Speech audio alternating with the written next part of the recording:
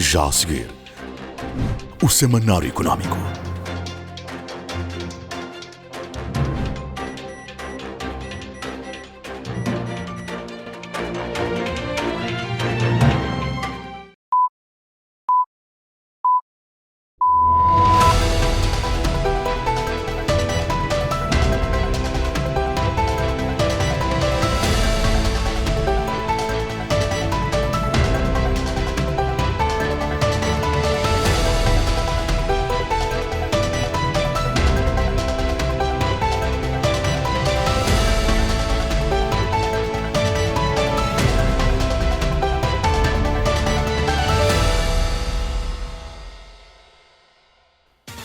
Boa noite, bem-vindo, obrigado por estar aí desse lado, esperar por nós a esta hora e vai nos fazer certamente companhia nos próximos 60 minutos, sensivelmente, que deverá durar a presente edição, como aliás todas as edições do Semanário Económico. Na presente edição vamos refletir sobre um dos principais ou dos primeiros projetos, ou dos projetos com maior expressividade quando Moçambique começou a dar os primeiros passos na economia liberal, numa economia de mercado. Refiro-me ao projeto das cervejas de Moçambique, hoje um dos maiores contribuintes fiscais deste país. Vamos analisar este setor em específico, o ambiente de negócio à volta deste ramo do setor industrial e vermos as diferentes dimensões de impacto que este projeto tem na estrutura da nossa economia. Mas antes de mais desenvolvimentos, deixo-lhe ficar com aquilo que serão os títulos informativos preparados para a presente edição. Lançada a plataforma para dinamização do empresariado feminino. Então, são estas empresas que estão a alavancar a nossa economia, que dinamizam o nosso mercado. Estas mulheres precisam de soluções financeiras específicas para o seu tipo de negócio e para o seu estágio. Instrumento de diagnóstico do setor agrário considerado inadequado para a elaboração de políticas para o setor.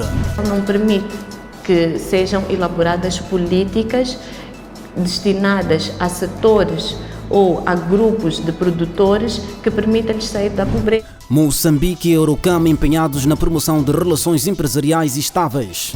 O objetivo principal é valorizar os investimentos europeus, mas aumentar a parceria entre os investidores europeus e o setor privado moçambicano.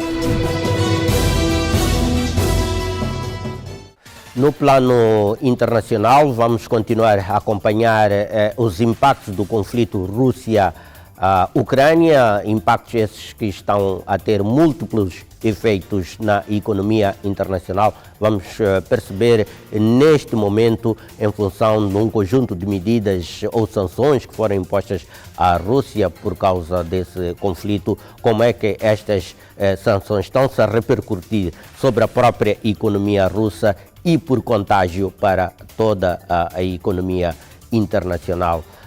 Nesta altura, então, vamos também conhecer esse desenvolvimento.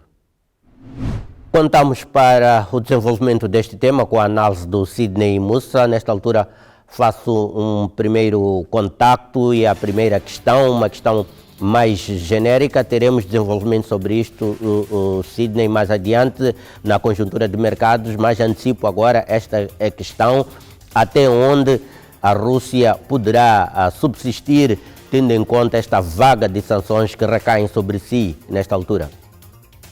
Boa noite, João Carlos. Boa noite, estimados telespectadores. É um prazer enorme estar aqui novamente. Desta feita, vamos falar das tensões russo-ucranianas que têm assolado o mundo e têm estado a tomar grande campo nos centros de informação de todo o mundo. Vamos falar dos destaques das sanções impostas pela União Europeia e em parceria com os Estados Unidos da América à Rússia.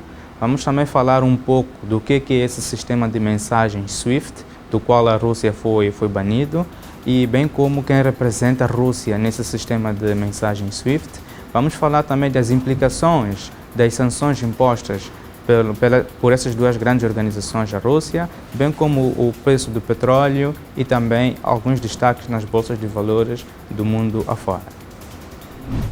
Muito bem, Sidney, obrigado por estas considerações iniciais à volta deste tema candente nesta altura. Voltarei a si mais adiante ainda na presente edição. Então vamos dar sequência à nossa escalada informativa para acompanharmos então o desenvolvimento dos temas informativos preparados para a presente edição. Vamos olhar também em função da disponibilidade do inquérito agrícola integrado lançado pelo Ministério da Agricultura em 2020, perceber até que ponto este instrumento está efetivamente a ter uma utilidade prática no processo dos objetivos superiores do nosso setor agrário, que são precisamente o aumento da produção e da produtividade agrícola. É importante ter informação sobre como é que os diferentes tipos de produtores têm acesso a insumos, que tipo de culturas eles produzem. Este é o Semanário Econômico. Juntamos a experiência de fazer empresas aqui em Moçambique e vamos ajudar os empresários europeus a continuar a fazer empresas em parceria com os empresários moçambicanos. Mulheres podem ceder informação, quer do que está acontecendo no ecossistema a nível de oportunidades de negócio, oportunidades de formação, oportunidades de networking.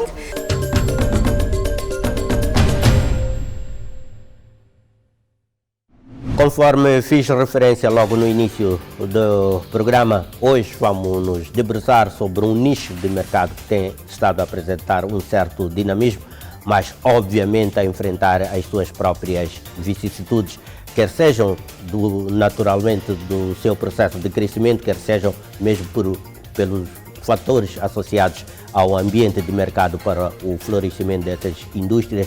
Refiro-me, portanto, à indústria das bebidas alcoólicas em Moçambique. Temos um player importante deste setor conosco para vermos o ponto de situação e as perspectivas desta indústria e a sua integração na nossa economia. Hugo Gomes, administrador executivo da Cerveja de Moçambique. Boa noite e bem-vindos ao Semanário Econômico. Muito boa noite, João Carlos, e boa noite também àqueles que nos veem, nos ouvem a partir das suas casas. Pois é, obrigado por estar aqui. Para estarmos alinhados no mesmo diapasão, que momento é que vive este setor de uma forma geral nesta altura? Pergunto-lhe mesmo se este setor das indústrias de bebidas alcoólicas, por aquilo que tem estado a apresentar de um tempo a esta parte, atravessa os seus melhores momentos. Bom, eu vou particularizar a resposta. Vou falar em particular ou especialmente das cervejas de Moçambique, porque o setor é bastante transversal. Eu diria que, pronto, olhando para os últimos 3, 5 anos, ou particularmente para os últimos 3 anos, que é um indicador relevante, diria que de 2019, depois de um período em que tivemos alguma queda, alguma recessão de, vamos lá dizer, 11% relativamente ao ano anterior. Nos anos subsequentes, portanto, em 2020, conhecemos um crescimento de 4% e o ano passado, portanto, 2021, um crescimento ainda mais assinalável de 24%, chegando até a alcançar, vamos lá dizer, os maiores volumes de vendas que tivemos na história da nossa operação em Moçambique. No entanto, nós somos uma empresa otimista, uma empresa progressista e acreditamos que os melhores tempos ainda estão por vir. Pois é, significa então que Moçambique é um mercado promissor para o vosso negócio?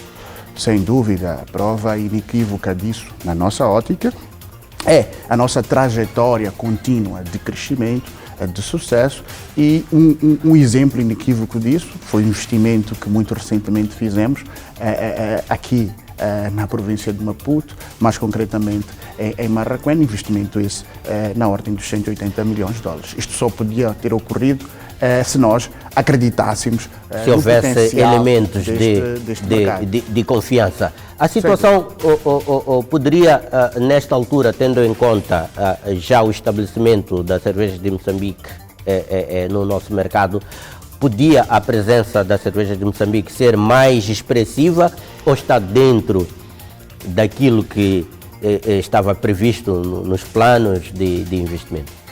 Bom, eu penso que a nossa presença é largamente expressiva. Naturalmente, operando em qualquer que seja o segmento, as instituições querem crescer ainda mais e a Cervejas de Moçambique não é exceção, mas devo dizer que estamos absolutamente satisfeitos com o estágio em que nos encontramos, mas naturalmente que ambicionamos crescer cada vez mais. Pois é, vamos então aprofundar essas questões mais adiante no nosso programa, no tema de fundo, para vermos na transversal como é que a vossa unidade industrial tem estado a ser efetivamente um contributo para a estruturação e o crescimento econômico do país e como é que o país, obviamente, tem estado a beneficiar deste tipo de investimentos na sua economia. Convido-lhe agora a fazer um curto intervalo, retomamos o semanário econômico logo a seguir. Hugo Gomes, administrador executivo da Cervejas de Moçambique, voltará mais adiante no tema do fundo da presente edição. Até já.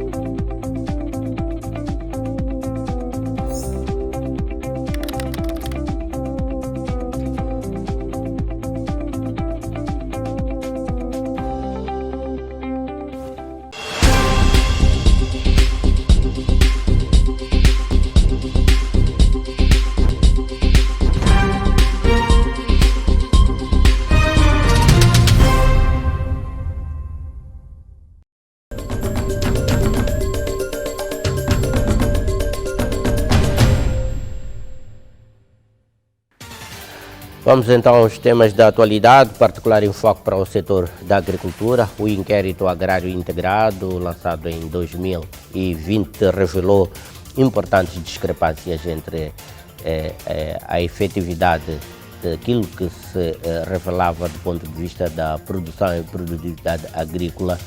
Esta é uma situação que preocupa os agentes econômicos do setor, na medida em que pode, de alguma forma, desvirtuar o sentido dos investimentos e dar toda uma programação de atividades conducentes a elevar os níveis de produção e produtividade agrícola.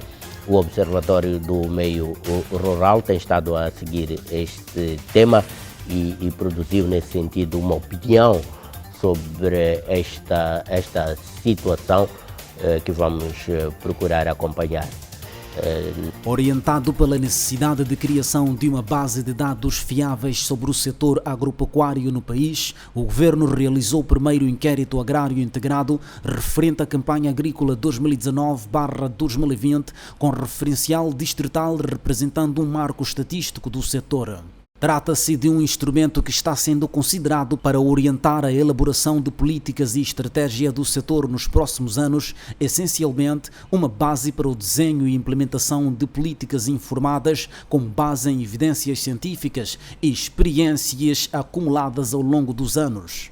Com uma maior abrangência comparativamente às edições anteriores, o inquérito agrário integrado fornece informações relativamente mais concisas sobre o estágio do desenvolvimento do setor agropecuário e os seus resultados têm uma representatividade de nível nacional, provincial e distrital. Entretanto, alertam especialistas, ainda persistem limitações na sua aplicação como um instrumento consistente e fiável de diagnóstico do setor. Por exemplo, no próprio relatório não existe informação aprofundada sobre a metodologia e sobre o método ou os parâmetros da amostragem. Tirando os aspectos metodológicos, já tem um bocado a ver com alguns indicadores do próprio questionário, ou pelo menos que na base de dados não constam, como por exemplo a área cultivada com hortícolas. Também, quando se fala da área cultivada, não se faz, por exemplo, uma distinção entre a área cultivada em regime de sequeiro e a área cultivada que é irrigada. E depois, ao agregar as pequenas explorações, estamos até 10 hectares, estamos a falar que estamos a agregar produtores que têm áreas entre 1, 2, 5 até 10 hectares, ou seja, estamos a agregar cerca de 99% dos agricultores nesta categoria. A adoção de indicadores considerados irrealistas e omissão de aspectos de extrema importância para analisar a situação do setor destacam-se entre os fatores que, caso não sejam devidamente acautelados, podem levar a conclusões generalistas e implementação de medidas de política inconsistentes e desajustadas à realidade do setor. Isso não permite ao governo, sendo que o IAI foi concebido para ser um relatório que evidencia ou traz informação para a elaboração de políticas. Esta agregação não permite que sejam elaboradas políticas destinadas a setores ou a grupos de produtores que permitam-lhes sair da pobreza. Nós achamos que é importante fazer a desagregação desses produtores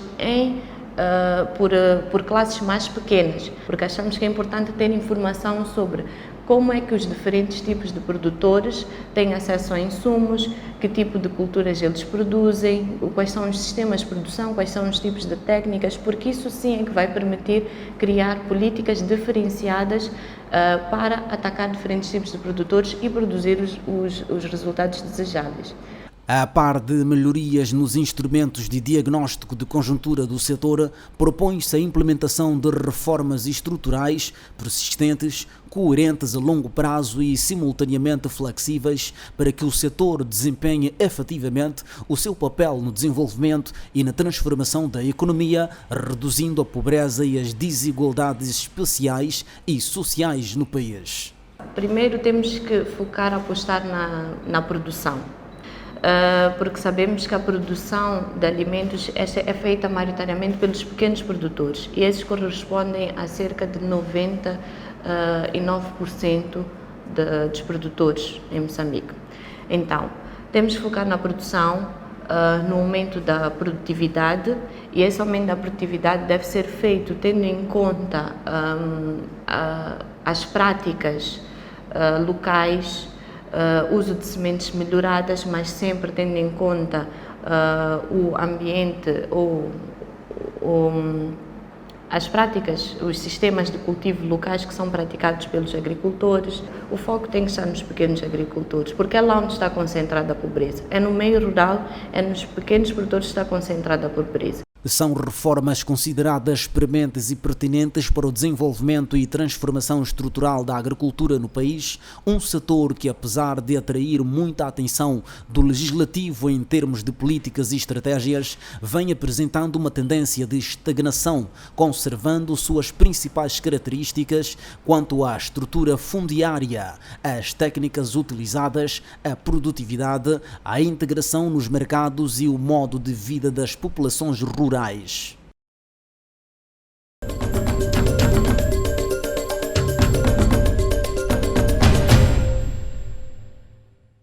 Um crescimento inclusivo e sustentável implica uma participação ativa e benefícios acrescidos para os diferentes segmentos econômicos. Entretanto, a tendência mais recente evidencia uma certa exclusão das mulheres no desenvolvimento dos processos econômicos. Com efeito, não obstante os progressos alcançados e a semelhança do que ocorre no mercado de trabalho, a participação das mulheres nos negócios continua a representar uma pequena parcela do universo de negócios formais, enfrentando muitas limitações para o sucesso, principalmente no que diz respeito ao acesso a recursos econômicos em condições favoráveis. Segundo dados mais recentes do portal de dados de género do Banco Mundial, ao nível global, apenas uma em cada 3 pequenas, médias e grandes empresas são de propriedade de mulheres. Outro sim, a participação feminina na propriedade de empresas está positivamente correlacionada com o nível de rendimento das economias, sendo mais baixa em países menos desenvolvidos, caso de Moçambique, com apenas 23,3% das empresas com participação feminina na sua estrutura acionista contra a média global de 32,9%. Para inverter este quadro, um conjunto de iniciativas tem vindo a ser lançada visando a inclusão progressiva de género em direção ao desenvolvimento sustentável. Mais recentemente, prosseguindo o mesmo desiderato e num contexto mais local, foi lançado o projeto CTA Mulher e Negócio, que se vai empenhar em apoiar as empreendedoras a evoluir e dinamizar os seus negócios. A plataforma visa essencialmente nós conseguirmos ter um elo de comunicação com as mulheres empreendedoras e empresárias em Moçambique. Através desta plataforma digital CTA Mulher e Negócios, as mulheres podem aceder à informação, quer do que está acontecendo no ecossistema a nível de oportunidades de negócio, oportunidades de formação, oportunidades de networking. Num só sítio elas têm toda essa informação sobre tudo o que está acontecendo em Moçambique, que visa apoiar ou alavancar as mulheres empreendedoras. Por outro lado, temos também dentro desta plataforma o cadastro, que é para as mulheres poderem se registrar na plataforma e cadastrarem também o tipo de negócios que têm. Os nossos objetivos vai ser essencialmente através de nossas parcerias e de nossas ativações que vamos fazer. A CTA possui a nível distrital e provincial também representação e vamos estar a trabalhar com eles. E agora também vamos ver como podemos trabalhar, nomeadamente com o Ministério da Indústria e Comércio, com o BAU, com a Autoridade Tributária, que é para conseguirmos difundir. Nós também temos uma parte dentro da nossa plataforma que é a parte dos nossos serviços, que é a informação para as mulheres, não é? O que é preciso a nível de licenciamento, o regime tributário, os pagamentos, etc. Então, quanto mais informação essencial nós temos para elas, nós sabemos que elas também vêm ter connosco e os nossos objetivos principais é popular a base de dados e conseguir garantir que através daquilo que está a acontecer no mercado, nós temos a informação lá. Esses são os nossos dois principais objetivos. A iniciativa traduz-se fundamentalmente na criação e estabelecimento de uma base de dados sólida de negócios para mulheres empreendedoras, compreendendo um conjunto de informações sobre como atuar corretamente no setor empresarial, possibilitando deste modo ultrapassar um dos grandes obstáculos para o florescimento do empresariado feminino, o acesso à informação sobre oportunidades de negócio. As mulheres são a base da nossa economia, tudo aquilo são as micro, pequenas e médias empresas. Os dados do INE ditam que mais do que 40%, cerca de 63% das nossas micro e pequenas empresas são detidas por mulheres. Então são estas empresas que estão a alavancar a nossa economia, que dinamizam o nosso mercado. Estas mulheres precisam de soluções financeiras específicas para o seu tipo de negócio e para o seu estágio.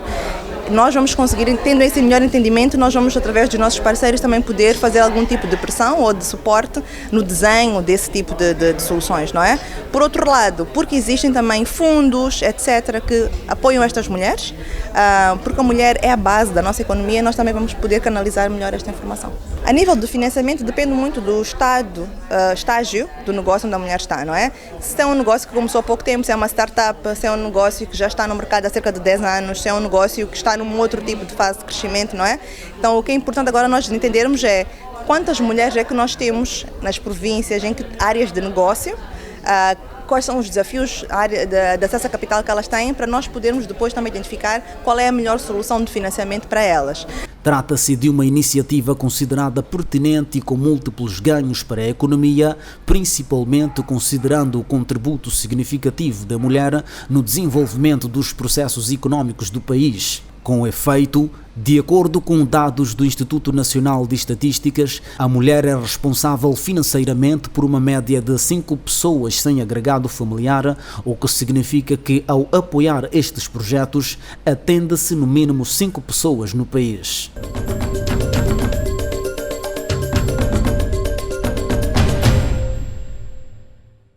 A comunidade empresarial internacional europeia e o setor privado moçambicano estão empenhados em alavancar relações empresariais estáveis e promissoras para o futuro da economia, assim como a criação de oportunidades e o estabelecimento de novas estratégias que possa acelerar o desenvolvimento significativo do ambiente de negócio entre as partes. Nessa perspectiva, foi assinada uma subvenção entre o Gabinete do Ordenador Nacional e a Associação dos Empresários Europeus em Moçambique, no valor de cerca de 37 milhões de meticais para 30 meses, com vista a apoiar a criação de uma Câmara Europeia capaz de assistir de forma ampla todas as partes interessadas. A Associação dos Empresários Europeus diz que é movida por amplas expectativas em relação ao mercado moçambicano.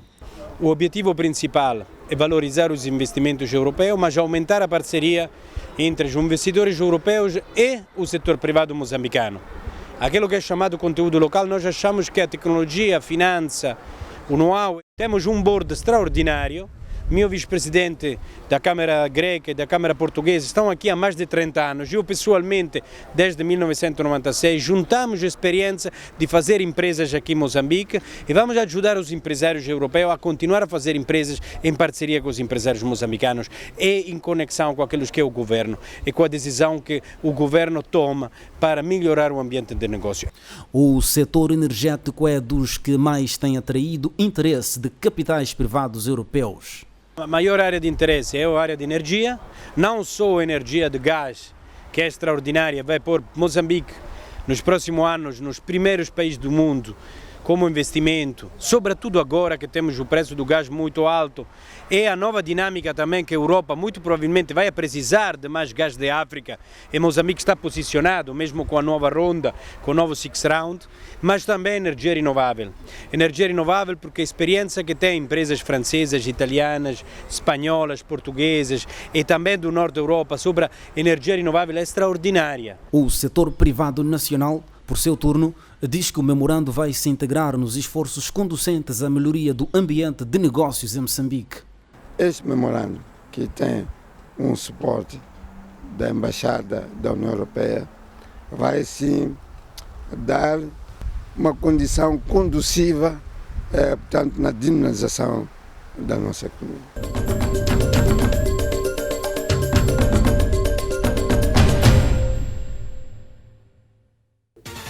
Fechamos por aqui o bloco informativo, uma curta pausa para transitarmos para o momento seguinte desta edição do Semanário Econômico. A seguir, temos o tema de fundo com Hugo Gomes, administrador executivo da Cervejas de Moçambique. Vamos olhar para este nicho de mercado, a conjuntura e as perspectivas existentes e todo um conjunto daquilo que tem sido o impacto deste tipo de investimentos no conjunto da economia moçambicana.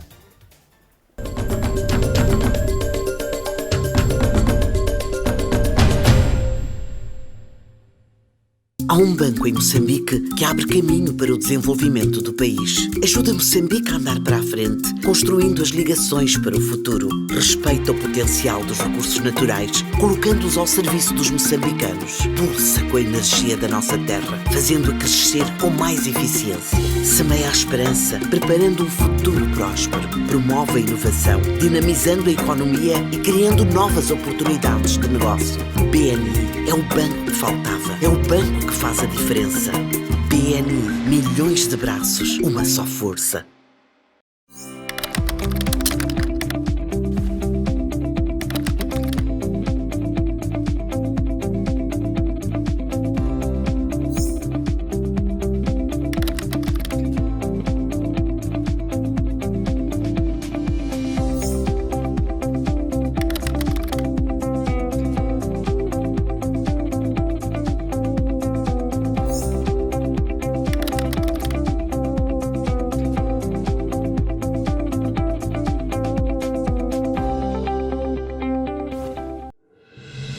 Você está com o Semanário Econômico.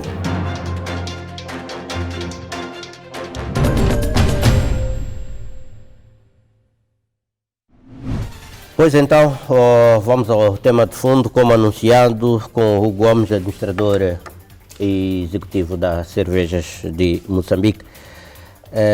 A sua empresa, nos últimos anos, tem constado entre os maiores contribuintes fiscais deste país, da nossa economia. Que significado é que essa situação, essa condição tem para a empresa? Bom, antes de mais, há um sentido de responsabilidade e há um sentido de expectativa de muitos de haver continuidade naquilo que são as nossas cifras de contribuição para o fisco, mas eu diria mais do que para o fisco, para a economia e para as comunidades nas quais nós operamos. E já que refere-se a isso, e para que os telespectadores percebam de forma mais objetiva o que é que isso representa, nós, em termos da generalidade dos impostos, pagamos no ano passado, portanto, 2021, cerca de 100 milhões de dólares, o que dá, em média, cerca de 8,3 milhões de dólares por mês que a Cervejas de Moçambique pagou coloca aos ao cofres do Estado. Exatamente. Isto desde o ICEA, portanto, o Imposto de Consumo Específico, desde o IRPC, o Imposto de Rendimento de Pessoas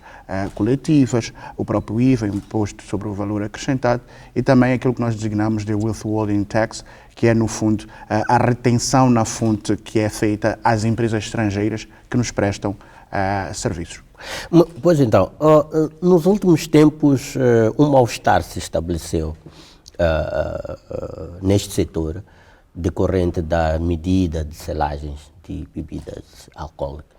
Em que termos é que esta situação irá agravar as condições de mercado para o vosso setor? No caso concreto da cerveja de Moçambique, é previsível um aumento do custo da cerveja decorrente do agravamento de custos por esta necessidade de selagem das bebidas? Bom, desde logo uma correção. Não acho que terá havido um mal-estar, mas claramente houve posicionamentos ou visões antagónicas ou díspares relativamente aos méritos da própria selagem. No entanto, é importante dizer que aquilo que é a nossa posição já foi largamente, extensivamente exposta a partir de vários canais, e nesta fase, e assumindo, aceitando que o Estado moçambicano é um Estado soberano e que existe uma lei, e qualquer que seja a lei, que seja o regulamento, é para ser implementado, a nós cabe apenas cumprir com os ditames da lei. Portanto, e respondendo à sua pergunta de forma objetiva, impactos, naturalmente que nós não estaríamos em condições de absorver um impacto de cerca de 5, 6 milhões de dólares. Este será, sem dúvida, repassado ao consumidor, o que irá implicar um incremento do produto final, isto sem dúvida. Bem, nos últimos anos, a cerveja de Moçambique aumentou significativamente, acredito eu, a sua presença no mercado moçambicano, com a inauguração da unidade fabril de Marraquém. Qual foi o contexto estratégico dessa medida por parte da empresa? Bom, essencialmente, nós, tanto que CDM, temos estado a conhecer, felizmente, uma trajetória de crescimento, ou seja, uma demanda contínua para os nossos produtos, e estando nós a operar única e exclusivamente até antes da nova fábrica com 3 unidades fabris, claramente elas tinham-se mostrado insuficientes para adequadamente responder àquilo que era a demanda do mercado.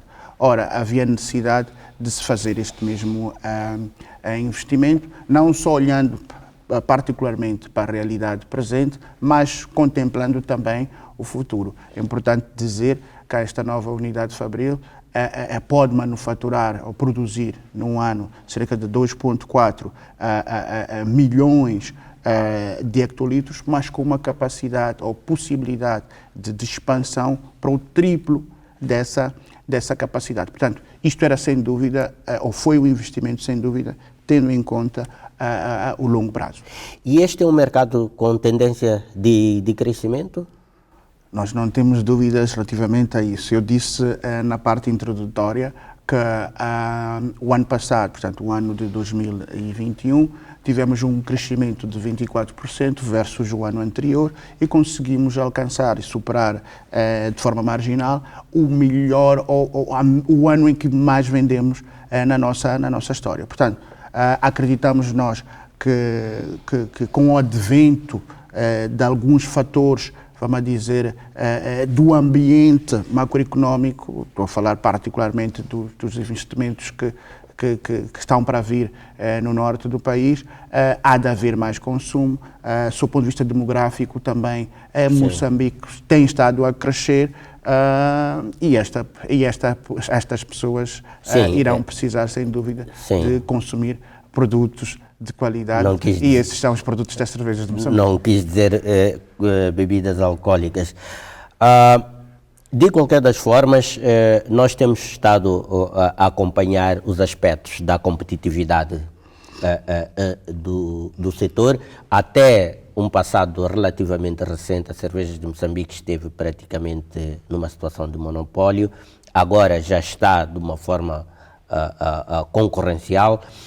Em que é que isto impacta nos vossos planos e projetos e de que forma é que isso repercute na vossa proposta de valor para o mercado? João Carlos, nós acreditamos firmemente que a concorrência é bem-vinda, sobretudo quando esta concorrência é leal, é justa, os operadores têm amplas e abertas oportunidades de se degladiarem no mercado de forma igual. Portanto, e quem que fica a ganhar com esta mesma concorrência, no fundo, é não só o consumidor final, mas também as próprias instituições. E estas condições estão presentes atualmente no vosso mercado, no vosso nicho? Que condições objetivamente se refere? Condições de competitividade. Sim, sem dúvida.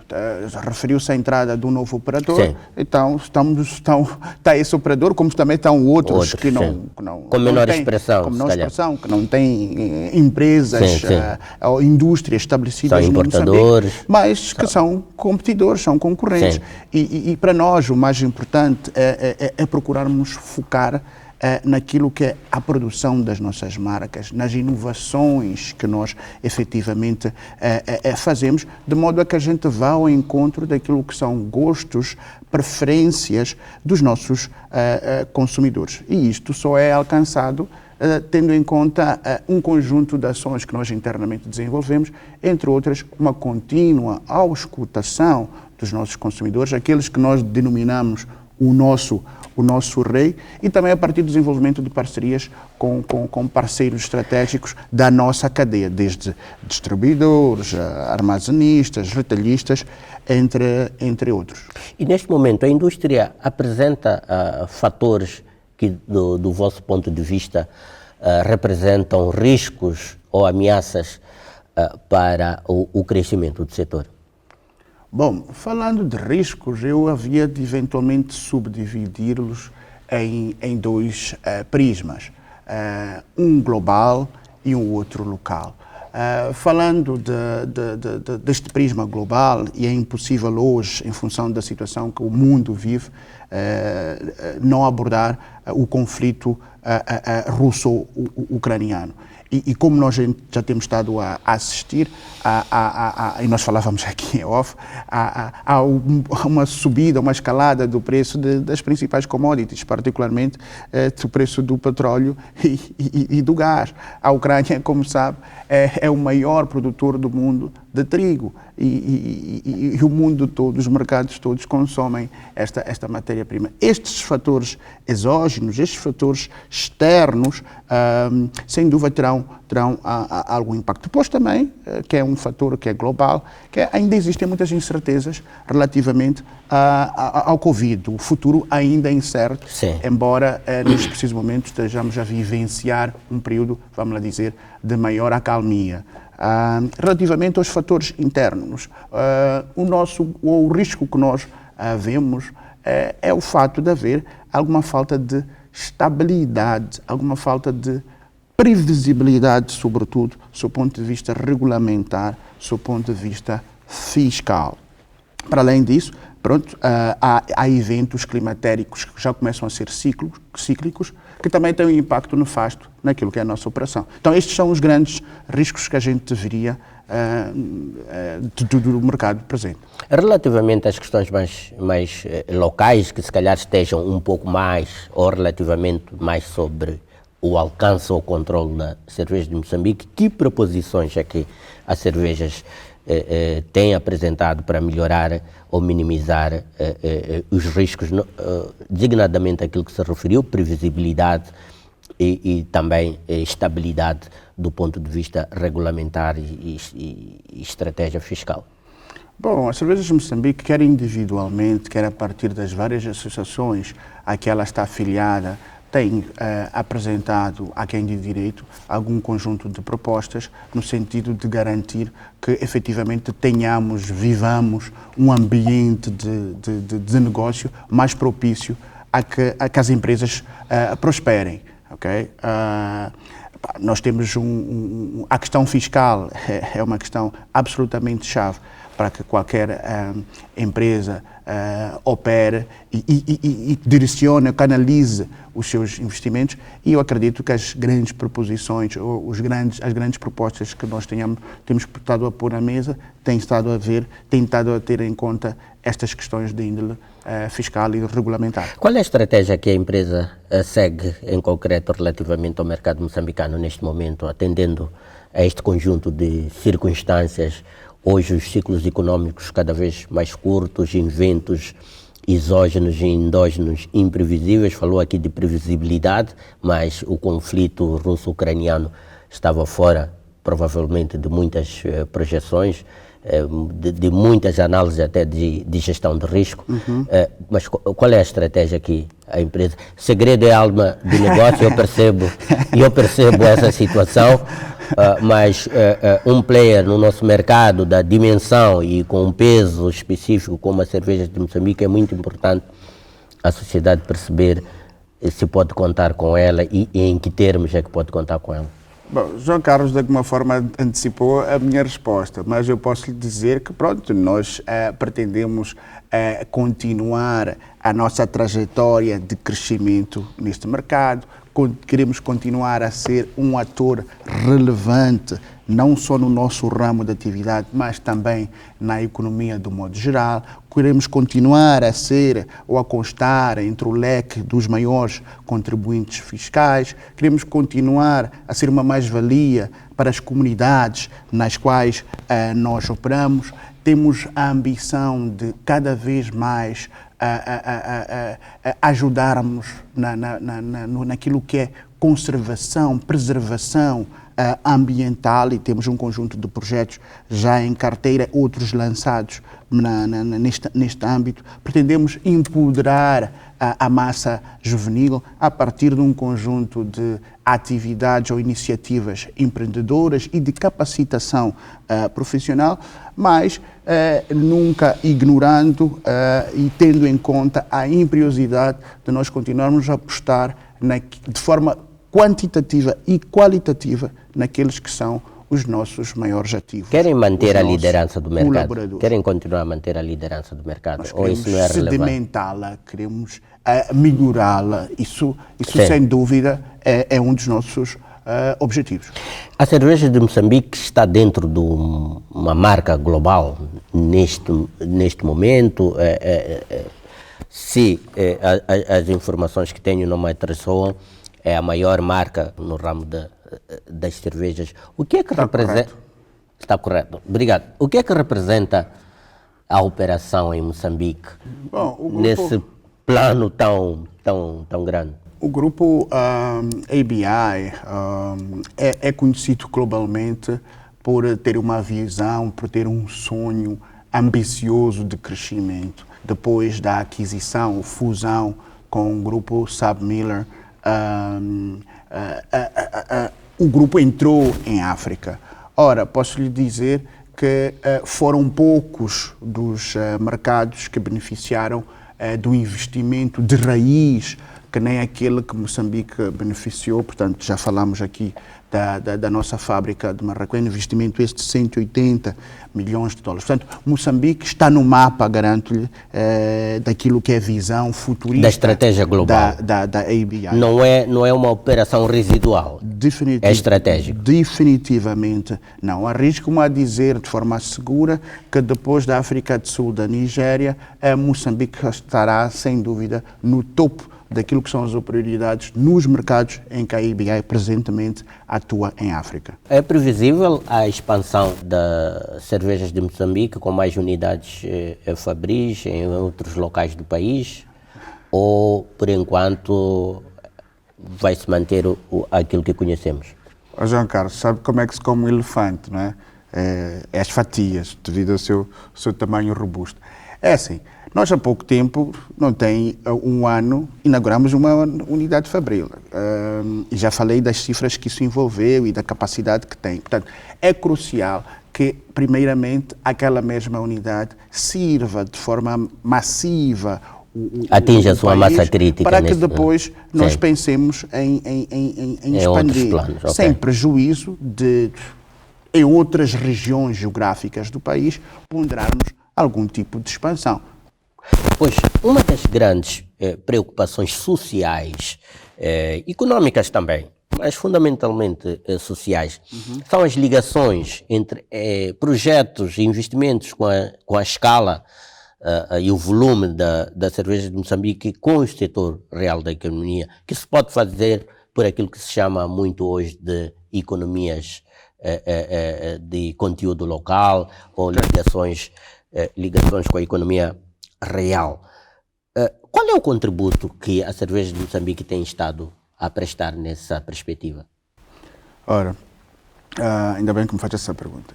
Em 2021, a Cervejas de Moçambique adquiriu um conjunto de bens e serviços localmente em Moçambique equivalentes a 194 milhões de dólares. Aqui estou a falar da aquisição, por exemplo, de milho, de mandioca, de açúcar, de grades para o acondicionamento das cervejas e uma imensidão de serviços para os adquiridos, desde transportes, desde segurança, limpeza, entre outros. Então, a cifra que a Cervejas de Moçambique despendeu no ano de 2021 na aquisição de bens e serviços locais é de cerca de 124 milhões de dólares. Portanto, há aqui claramente um contributo direto na economia ou no tal conteúdo local que pretende chamar. Mas deixa dizer que sempre que possível e sobretudo respeitando ao binómio preço-qualidade, nós devemos de sempre privilegiar o mercado local. E até deixa-me dizer e lançar talvez um repto aos empresários moçambicanos, que há uma grandíssima oportunidade, que é no caso das nossas garrafas, que hoje são elas completamente, 100% importadas, quando temos uma oportunidade de cerca de 23 milhões de dólares que seriam adicionalmente usados para a aquisição de garrafas. Portanto, estou a falar, se tivesse uma vidreira, nós teríamos muitíssimo gosto houve algum movimento que estamos a tentar seguir de reativação da vidreira. Havia ali discussões à volta de um off-taker, quer dizer que a Cervejas de Moçambique estava em condições de ser um off-taker dessas indústrias e dar toda a viabilidade que elas precisariam. Sem dúvida, sem dúvida. Se nos batesse a porta alguém amanhã, nós teríamos muitíssimo gosto em receber. Aqui depois tem outros corolários, tem externalidades que na perspectiva de Moçambique até são negativas, porque são divisas que saem do país só para aquisição de uma matéria-prima, portanto as garrafas, que se tivéssemos uma indústria local, seria uma mais-valia para o país. Força de trabalho.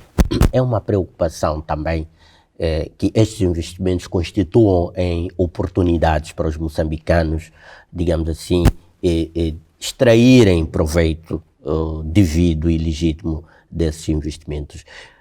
Como é que está a apropriação, com as devidas aspas, a apropriação das cervejas de Moçambique por parte da força de trabalho local neste momento? Ok, deixa-me dizer que as cervejas de Moçambique hoje... Já temos um administrador executivo que é moçambicano, né? E depois como é que tudo o resto está-se a proceder? E vamos ter ainda muito e melhores novidades nessa esfera. Nós queremos naturalmente e precisamos de ter cada vez mais líderes locais em posições de direção.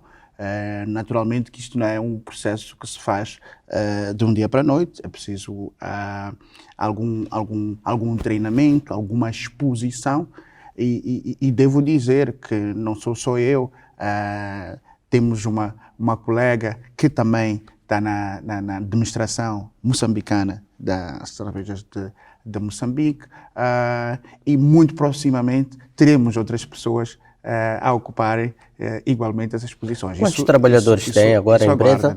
Eu, por acaso, ia me referir a isso.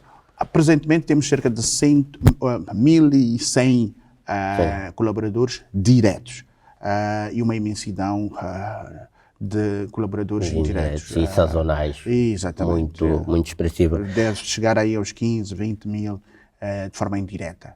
Hugo Gomes, muito obrigado por estar aqui no Semanário Econômico e partilhar conosco a importância, o significado, as expectativas e a ambição das cervejas de Moçambique relativamente à economia moçambicana, nos aspectos ainda menos conseguidos para o desenvolvimento das vossas atividades. Esperemos então que essas condições muito rapidamente se possam colocar no devido lugar. Muito gosto, eu que agradeço, João Carlos.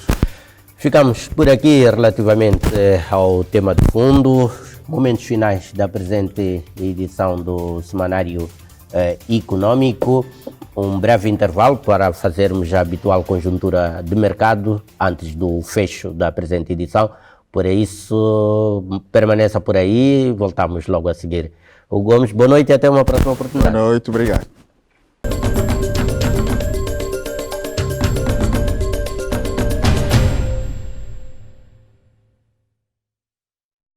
Há um banco em Moçambique que abre caminho para o desenvolvimento do país. Ajuda Moçambique a andar para a frente, construindo as ligações para o futuro. Respeita o potencial dos recursos naturais, colocando-os ao serviço dos moçambicanos. Pulsa com a energia da nossa terra, fazendo-a crescer com mais eficiência. Semeia a esperança, preparando um futuro próspero. Promove a inovação, dinamizando a economia e criando novas oportunidades de negócio.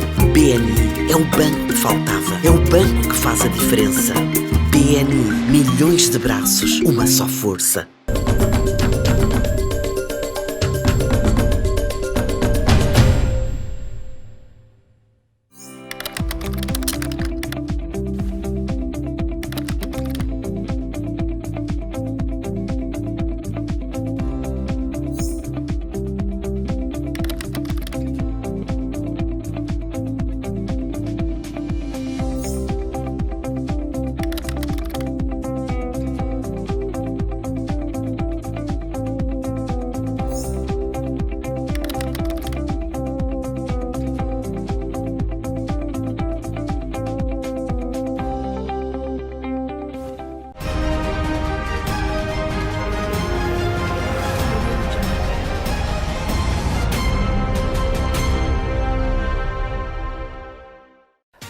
Conjuntura de mercado, Sidney, mais uma vez, boa noite.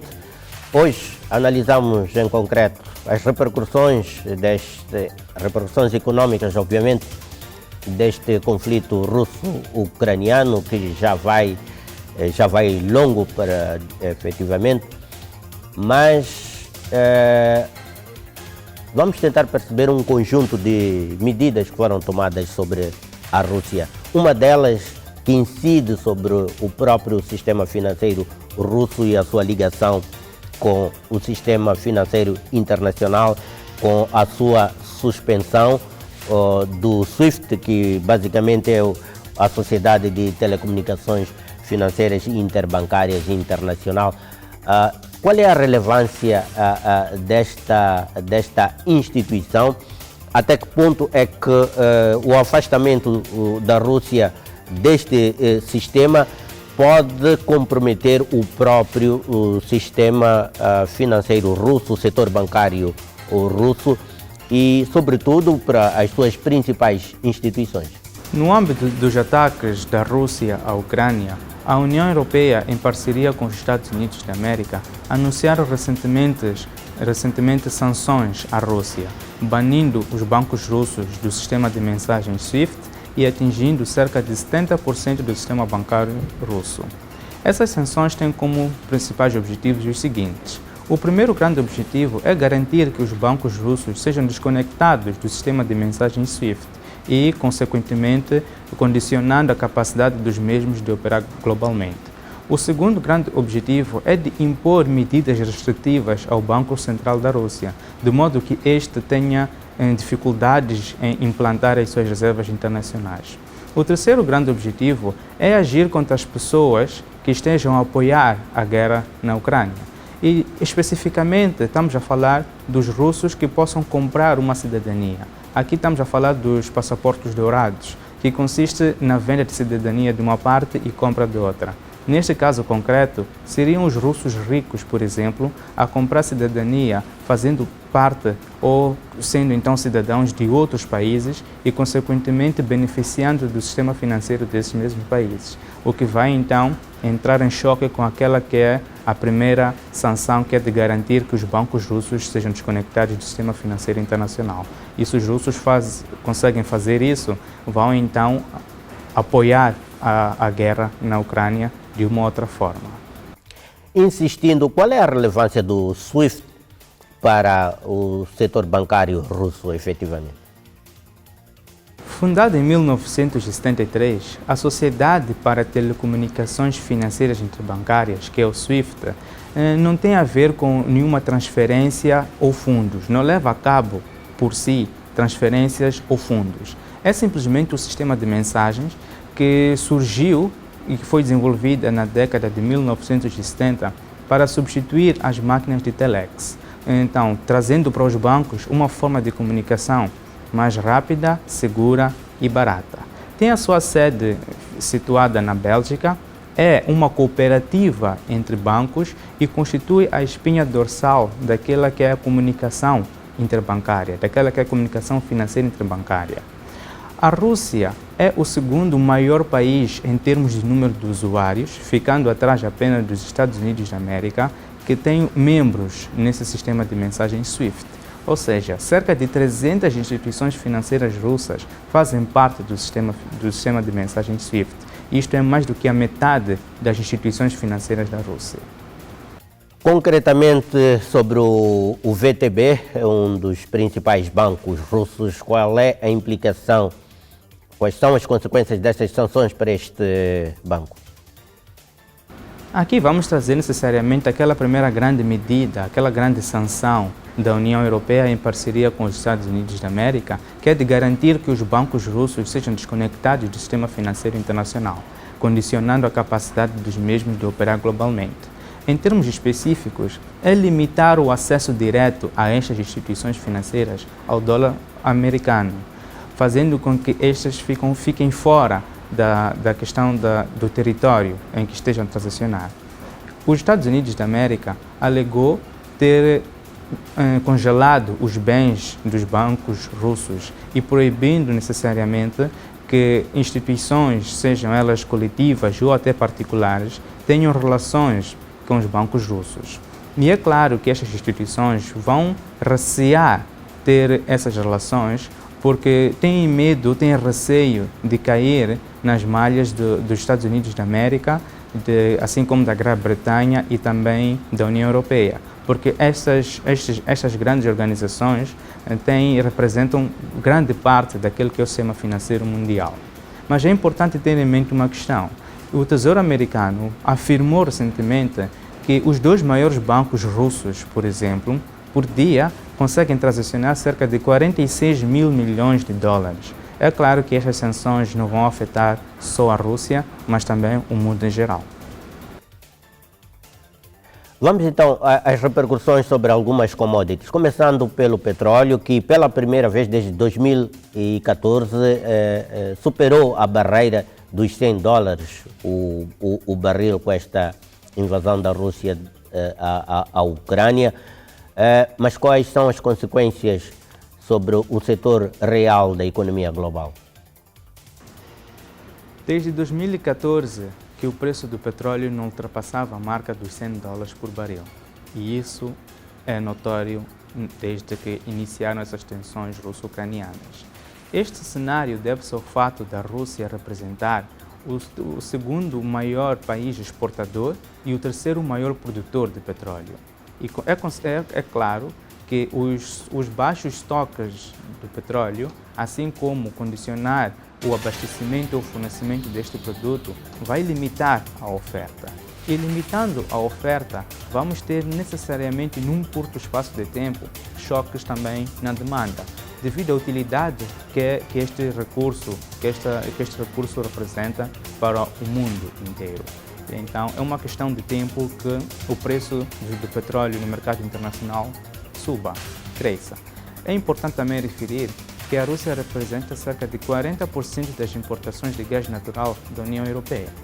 Então, é fato, e não é uma questão de probabilidade, mas é uma questão de tempo, que essas sanções que foram adotadas contra a Rússia vai afetar tanto a Rússia como o mundo em termos da disponibilidade de recursos energéticos. E ao nível do mercado de valores mobiliários russo e internacional, o que é que se oferece dizer a esta altura da crise? A Bolsa de Valores da Ásia e da região do Oceano Pacífico despencaram. Isto porque criou choques na demanda, maioritariamente por parte da Europa, e também um choque no abastecimento de recursos energéticos, como já referimos anteriormente. É importante também dizer que as bolsas da Europa não ficaram por si, ressentiram-se também e tiveram uma queda de cerca de 4% do valor dos seus títulos e das suas ações. Por si, também outro sim, temos a questão das bolsas de valores do Moscou e de São Petersburgo, que também não deixaram-se e ressentiram-se e perderam cerca de 30% do seu valor. Paralelamente, o Banco Central da Rússia tem vindo a criar medidas para conseguir mitigar os efeitos no mercado cambial. Isto porque o rublo, que é a moeda da Rússia, atingiu a mínima histórica, que representa cerca de $90 por um rublo. Obrigado, Sidney, por esta contribuição. Até uma próxima oportunidade para mais uma conjuntura de mercados. Boa noite para ti e até a próxima.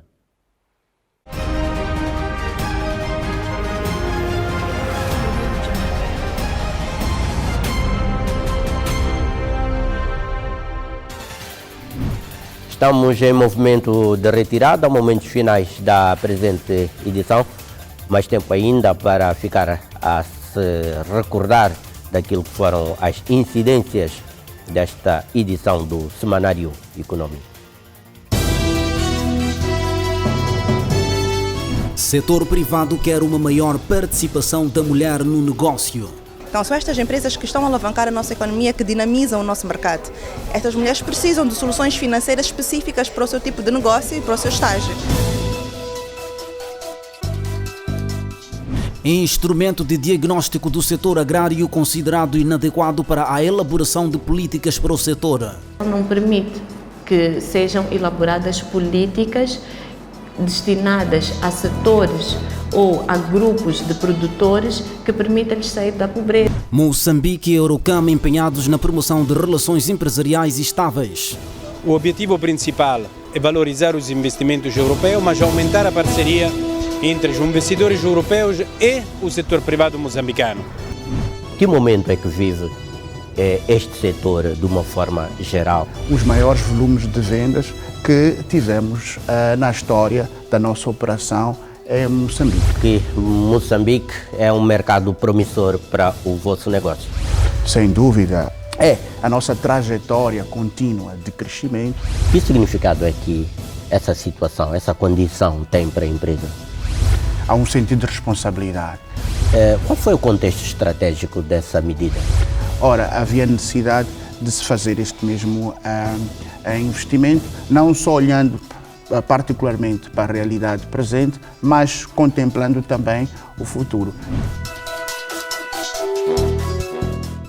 E já está, é o ponto final ao Semanário Econômico da presente edição. Muito sinceramente, tivemos muito gosto em tê-lo em nossa companhia, por isso mesmo renovamos o convite para que volte a estar connosco próxima quarta-feira, logo após o telejornal, aqui na sua televisão, a televisão de Moçambique. Tenha uma boa noite e uma boa semana de trabalho.